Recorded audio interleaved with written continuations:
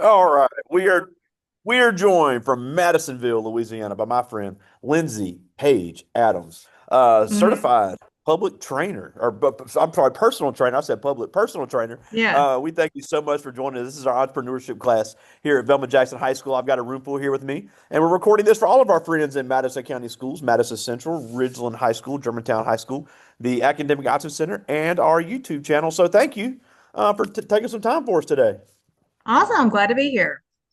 Now, obviously, we want to talk about your current state of business, but first, just give us a little background. You went to Loyola University there in New Orleans, Yeah. and you do not have a degree in personal training. So, tell us about that path and how you've got into this.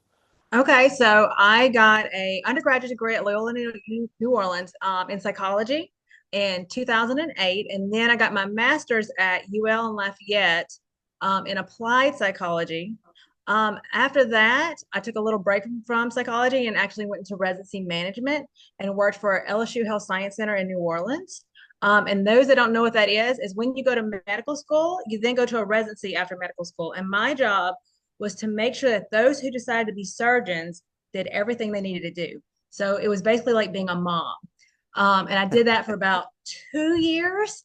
And then because I was underpaid, Ochsner asked me to go over there and work for them, doing the same thing for a different residency. It was neurology, internal medicine, and what was another one? Nephrology. And then I got married and we moved to Pearl, Mississippi. When we moved to Pearl, Mississippi, I had been out of grad school then for 3 years, and I decided, okay, maybe it's time for me to go back into psychology. And then I started working for Region 8 in Brandon, Mississippi, which I'm pretty sure Yep. some of y'all know where that is. Yeah, right there by Um, the amphitheater. yeah, I worked over there. I did everything you can imagine in mental health over there. I did intakes. I went to high schools and middle schools and did suicidal ideation. So if you were suicidal, a few years ago, you might have ran into me because you have to talk to me before I put you in a mental hospital. I also worked for Rankin County Juvenile Detention Center for a while, and there I did. What did I do? I taught police how to de-escalate situations when they were out in the public. And then I also handled class management with juvenile delinquents, did all that. After I did that, I had my first kid. Well, when I was doing all that, I had my first kid, and I did a lot of crazy mental health stuff that I wasn't comfortable doing with a child. And so I got offered to be a manager for Mississippi Behavioral Health Services in Jackson. And they're all over the place. So when we opened up about 10 years ago, they were only in Jackson. After that, I did that for about a year and then got pregnant and decided to go back into residency management because I needed a break from mental health. And I did that backtrack. I went to work for a UMMC for about 2 years, I think, working for the pediatric department. Um, and that was 2018. In 2018, 2019, my husband is an electrical engineer, and my husband got a big promotion, and we had to go back to New Orleans. So we moved here. He went back to the New Orleans office, and I decided not to work because I had two little girls. Um, Let me see what else happened. During that time, that's when COVID hit. And so let me explain this. I had two little girls, COVID hit, I was by myself, I was in a new city, a lot of life stressors. I was the biggest I've ever been. I was about 180 pounds after I had my two kids. Very unhealthy. Um, so I knew I had to do something.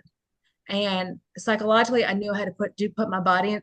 I had to put my body in check. I had to put my mind in check. I had to do something for myself. Um, so during COVID, there wasn't nothing to do but focus. And so I did a lot of thinking, a lot of reading, all that stuff. So when COVID finally lifted and we could go back in the public, really, I joined a gym, the YMCA here, and did a program called Commit to Be Fit. Um, and that really started where I'm at now. Commit to Be Fit was an 8 week program where you learned about nutrition, you learned about fitness, and it really pushed me to be better. And it also gave me a community because when you're working on yourself, you need a community to help you. You need people to support you. And that started everything. And that was in 2019. So I joined the gym, made a ton of friends because I was in a new city. 2020 that I did round two of Commit to Be Fit. And then that's when I started thinking, because I was working with a lot of trainers then, um, maybe I could be a personal trainer. Maybe I could do this because a lot of my friends were working out at the gym, and two of them were actually personal trainers. So I talked to them, and it also was a money thing because I could learn how to be a personal trainer for $800, or I could pay for a personal trainer for 3 months. It made more sense to me to learn how to do it versus hiring somebody. So I did that. And the week I was about to take my test to be a personal trainer, I got hired at YMCA. Um, just because I was there all the time. Because remember, I was not working. I was just there all the time. So everybody knew who I was. So the manager of the floor was like, "Hey, you're here. We need a extra person here." And also, like if y'all see me now, I'm 135 pounds. I'm a lot of muscle. Then I was 175, 180 pounds. I was not muscle. I was fat. I was like, but I had personality and I was go getter and I was doing all the things. So they were like, we know you don't look it, but we can bring people in and we can have people work with you. Um, so that was 2021, 2022. I started doing that on the floor, started working. I started off with like two clients working nothing. And then within a year, 2 years, I was working 40 hours. Wow. And I had to pull back. Yeah, yeah. And all this time, like I'm gradually losing weight. I'm gradually getting thinner. I'm making myself a name for myself in the community. But I was doing it with people. People were seeing me change. People were seeing this happen. And then last year, really at this time last year, I hit a plateau because I was working so much. My girls they're now in fourth grade and first grade, but last year they were in third and kindergarten. And I was just like, I need to be home a little bit more. I'm at this gym all the time. And I did not want to be full time like that. I wanted to be home. I wanted to do more by like independently. And also working for UMC, LSU, Region 8, all these agencies, I realized that like I like being in charge of my schedule. I like being in charge of myself. Um, so that was a really big push last year of going more independent. Um, so at this time last year, I was reading every virtual training book that you can imagine. I was buying it, reading it, doing it. Um, and then in December, I made the big leap of, okay, I'm going to start training people, not just at the Y, but either at my house or virtually Wow. through an app called Trainerize. Yep. And I do both. The first year, I mean, like we're in the first year right now, but the first month, it was nothing. Like it was people being like, what is this? Because people hadn't even realized that like you could really train people online. Um, and then when I started showing people like, hey, I'll give you a free month, I'll give you a couple of weeks, look at what I can do. I can build you workout programs. Everything that we do in the gym, I can do virtually if you do not want to be there with me. Because it's schedules. I can only work so many hours, but you can work out anytime you want to. And then also with the app, I can watch the nutrition because I'm not only certified in personal training, I'm also certified in nutrition. I'm certified in boot camps. I'm certified in mental toughness, and I'm Wow. recently certified in SPIN. And I think, oh, and I'm certified in working with a diverse population. So basically, you know, the population, I pretty much can work with it. So yeah. So what else can I tell you about this last year, real quick? It's ups. It has ups and downs. All my clients starting were just people that knew me that wanted to try it. And then because I started making such an online presence for myself, because I started making TikToks, and the TikToks are just silly little memes at first, and then they got more personal. People started seeing that and being like, "Oh, that's fun. She's fun. Let me try her out." Um, and so that's gotten me some business. And I'm on TikTok, I'm on Instagram, I'm on Facebook, I'm all over the place. I refuse to be on Snapchat because y'all do Snapchat. I don't do Snapchat. I'm too old for it. I just can't figure it out. Um, yeah, but that's it. Like questions. Like, what else do y'all want to know? Yeah, well, I think it's cool because not you transitioned into a new field, and you Hmm. obviously became a certified trainer. You were Hmm. able to like you said, you have all these certifications, which is impressive. But at the end of the day, you can be very skilled at a certain type of skill, but not know anything about running a business Hmm. because I love how you talked about you wanted that freedom because so many kids say I want to be an entrepreneur because I want to make my own hours, I want to have a family, I want to do this, I want to do that. but it still takes a lot of initiative to reach the audience you want, and then in your case, to create the content. So talk Hmm. about balancing that schedule because obviously you're a busy mom, but you're still transitioning into somebody that eventually could be a full-time entrepreneur as well. Oh, absolutely. So you have to, yeah, it's time management. So my kids are at school. They get on, one gets on the bus at 7:15, one gets on the bus at 8. I normally get to the Y at 8:39. I'll work there in the mornings. And then I always give myself a block between 12 and 3, either to do mom things I need to do or work on the business. And that is the time where I'll either write down what the big things I need to do, either what tasks I have, what kind of, if I have ideas. I don't know if y'all use Chat GPT, but Chat GPT is freaking awesome. It will give you so many ideas. It will tell you how to Yeah. implement things. It is amazing on this end. Like it helped me, it helped make my business model. Like it helped me write it all out. I'm Um, so we'll come back to that. I'm glad you mentioned that, but go ahead. yeah, and so basically, like, and I struggle with making content. I use CapCut, and your kids probably know what CapCut is. It's super easy. It's templates to make content, and that's basically 90% of my stuff is from CapCut. It's really easy. I add my own pictures. I'll change the font. I'll change the wording on certain things, but it drives revenue. It drives people to me. But if I want to go more, what I would have to do next is start getting more original, making more longer videos, getting a little bit more creative, and that's probably down the line. I have a 9-year-old that wants to do it with me. I just haven't, like, it's baby steps. I haven't gotten there yet, and I'm very comfortable right now with CapCut, and it's giving me what I need. So I haven't pushed myself, but that's probably the next step. Yeah, and I'm glad you mentioned about ChatGPT can help you with a business model because that's something we're Mm-hmm. doing in class right now. We've been writing mission and vision statements, we're writing executive summaries, and I was like, look, use AI to help you. AI can give you a great template. You can just change a few words around. You can say, I'm making a business name this and I want it to do this. Help me write a mission and vision statement. And Absolutely. it'll literally spit one out for you with your business name. And if there's a few words you want to change, it's written for you and the work's Mm-hmm. done. So Yeah. if you can just prompt it, those are tools that can be very useful in business. My first logo actually came from ChatGPT because I didn't Oh, have no any way. original pictures. Yeah, so if I can go back and look, like my very first one, what came from exactly ChatGPT, and it was something random that I was just showing to friends. It was like, hey, I'm about to start launching this stuff. What do you think? This is what came up, and they all agreed on this one. Now over time, I have a friend that's also a client that is a professional photographer, and he has taken several pictures for me and like helped change some stuff up for me. But in the beginning, it was just Chat GPT. Um, and also, like, I want to note that Chat GPT will give you an outline. If you don't know what your next step is, you give Chat GPT that what you're doing, and it will come up with 10 ideas of like what you should do next. Like it is your best helper. Like I wish I had this 10 years ago because I would have probably done something else 10 years ago. Yeah, But and if you it's don't it's like it, awesome. prompt it again. Yeah, exactly. Prompt it again, and then it'll go back to it. Right? I save so much stuff in my Word document or my notes in my phone. Like, just save it. Look at it. Like, it will help you. It'll keep you focused. If you look at that every day, it will keep you focused and on task on what you need to do. Yeah, now, and I love the fact that, I honestly, I didn't even know this until I started this platform. More and more entrepreneurs are not letting go of being employee completely.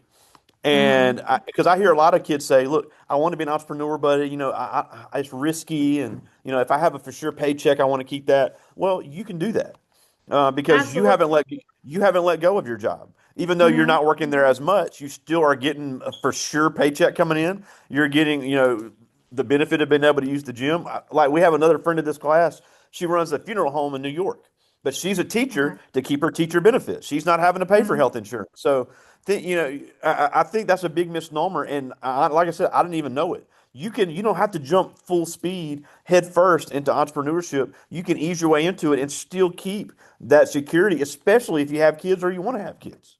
Absolutely. I'm lucky enough that my husband is an electrical engineer, so he all my insurance goes through him. But I would not be busy enough right now, or I'd be online all the time trying to like sell myself if I did not have the why. But the why to me, I come from community mental health. Like it's community, it's friendship, it's a lot of different things.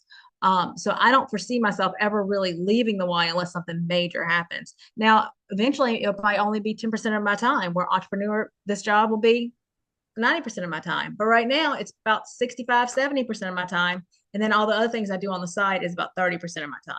And then I have a goal not to work more than 20, 25 hours a week.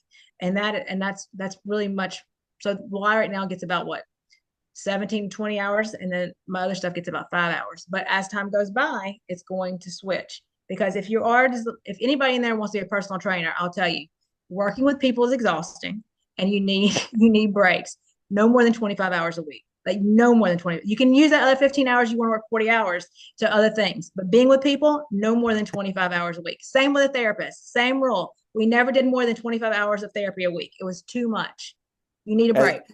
yeah, and they wonder why me being around kids all day makes me crazy. But I'd have to agree with you on that. Now, before I get to their questions, one thing that you kind of talked about that I think is important is I make everybody present. I make everybody talk because even if you want to be a personal trainer or not, even if you don't even want to be an entrepreneur, in order to be successful in business, you've got to be able to articulate what you are selling.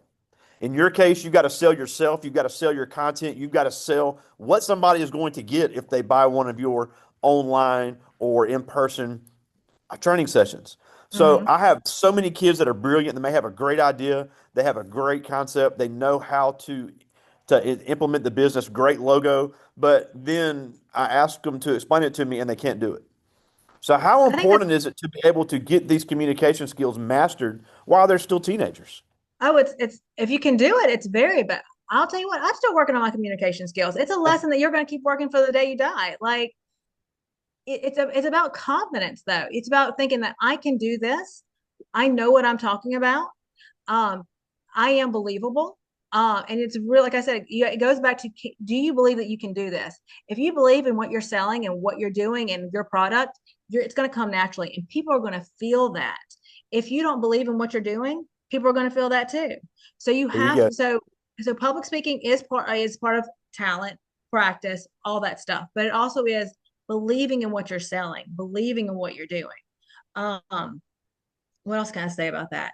And it takes time. Like I remember being in high school and like getting nauseous if a teacher asked me to talk in front of the class. Like that would be the most mind-numbing thing. In college, there's classes that I did not take because it was public speaking. Because I was like, I'm not doing that unless I absolutely had to do it. I was not going to get in front of that class. Um, but write a paper, I'll write you a paper all day long. I will do all that stuff for you. But talking in front of you, this is not fun. Believe it or not, I was nauseous before this started. And I talk in front of people all the time because y'all are new people. I don't know y'all. So yeah, I think we all get butterflies, but it's about, do you believe in what you're selling too? Yeah, and it's funny because they actually get lucky on this because I can't put them on camera due to all types of regulations on YouTube and things like that. Mm-hmm. So if I could, I would make them be on camera asking the questions. But unfortunately, I can't Mm-hmm. do that. But they do come up with some really good ones, and I have that. And I like this first one. This is Elijah Dawson. He's in 10th grade, and he asked, "What would I have to do to become certified as an online coach like you are?" First, you need to get certified as a personal trainer. NASM probably has one of the best programs, and you can do it in high school. You can get certified, I think, when you're a senior, like 18, if you're really interested in it. And then virtual, you just start looking into it. There's no real there are certifications that you can say I'm a virtual certified trainer, but that you don't need that. What you need is a platform, TikTok, Instagram, Facebook, and you just need to start selling yourself. But you need to be a product. Either your body needs to be the product you're selling, or your personality needs to be a product. You have to believe in what you're doing, and you have to sell that. And then also you have to be basic knowledge of what you're doing. So this is fun. This is great. If you want to do it, yeah. And you might be TikTok, YouTube famous from doing it one day. Who knows? But you have to know your product. And then I see a lot of influencers online, they don't know what they're talking about. So you have to know what you're talking about. Yeah, especially if you want to be an influencer of any sort, even just a small time, a few mistakes and it's gonna completely lose your It's credibility. gonna I it's agree gonna 100%. wreck your reputation. Yeah, if you want people to take you seriously, it's gonna if you don't know what you're talking about. And there's a lot of people that they've worked out, but they don't know the basics of working out, and they'll put workouts and they'll show you online, Those are not effective workouts. Um, and that also goes through experience. So at 18, if you want to get a certified trainer, great. But I would, if it was me, I would not be like, okay, I'm going to be a virtual trainer next. I would go work for a gym. I would go work Yeah. with people and then get the basic knowledge and do that for 2 years, just 2 years. And that's not long. You can go to school, you can do other things, you can do a million other things while you're a personal trainer. And then after that, that's the next step because you want to start that platform with a basic knowledge, and you're not going to get that basic knowledge until you're in the field. Because I did learn a lot from taking my online courses, but I learned the most when I was working at the Y, and they were throwing me every population you can imagine. I have worked with everybody, 12-year-old girls all the way to 9-year-old men. I have worked with everybody. I like women, but I have worked with everybody.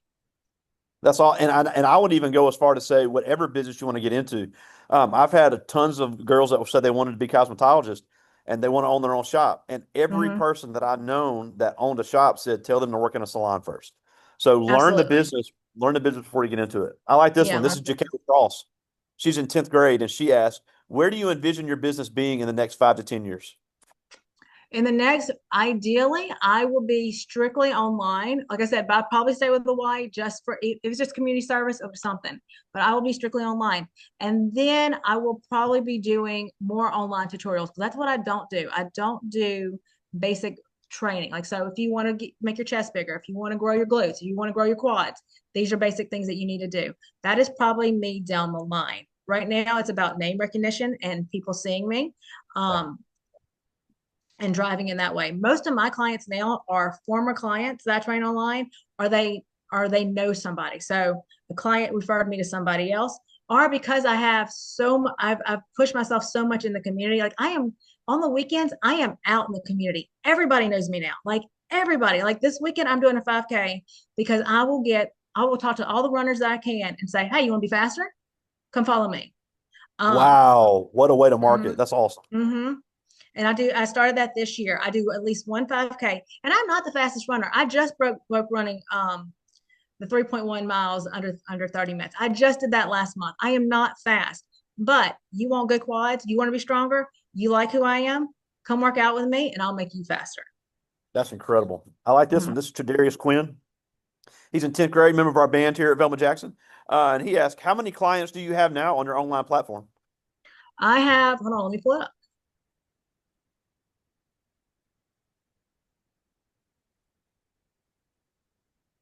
At the most, I had 16. I pulled back when my girls started school. So as of today, I have 1, 2, 3, 4, 5, 6, 7, 8, 9, 10. I have 10 today.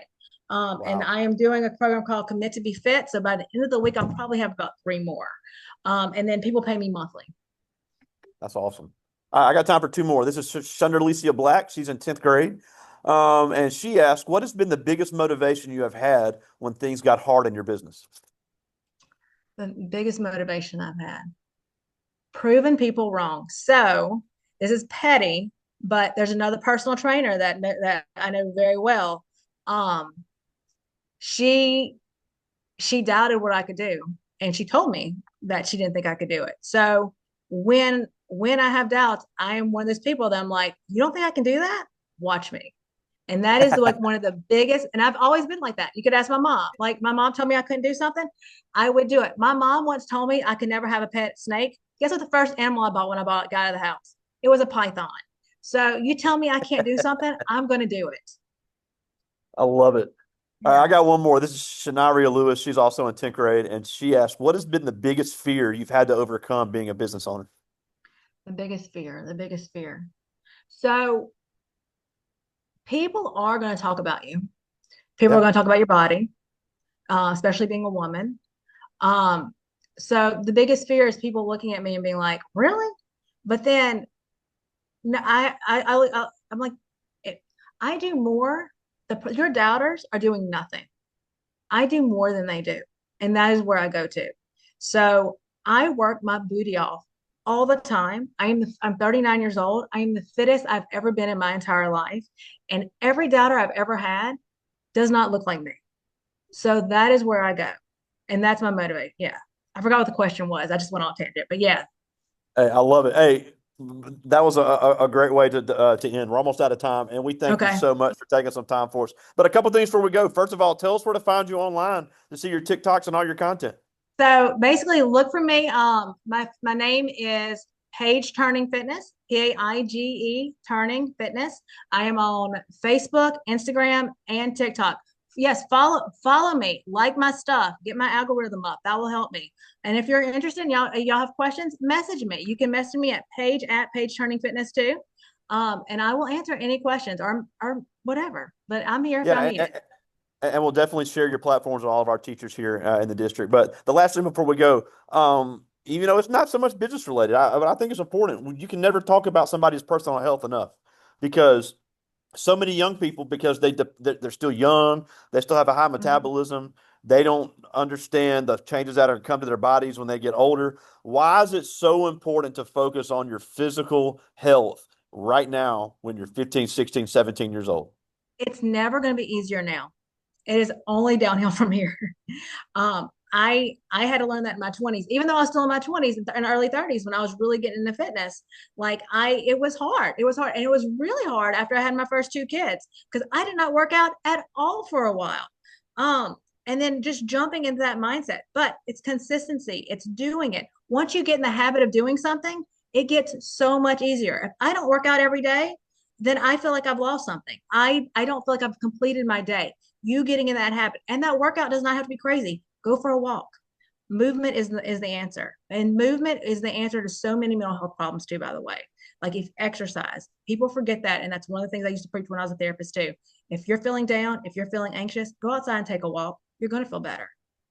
That's a great basic fitness thing, just get your Mm-hmm. body moving. But again, we thank It you is. so much for joining us all the way down there in the Big Easy. Lyndsey Paige Adams, Page Turning Mm-hmm. Fitness. Thank you so much for joining us today. Thank y'all. All right. Talk to you soon. All right. All right. Bye.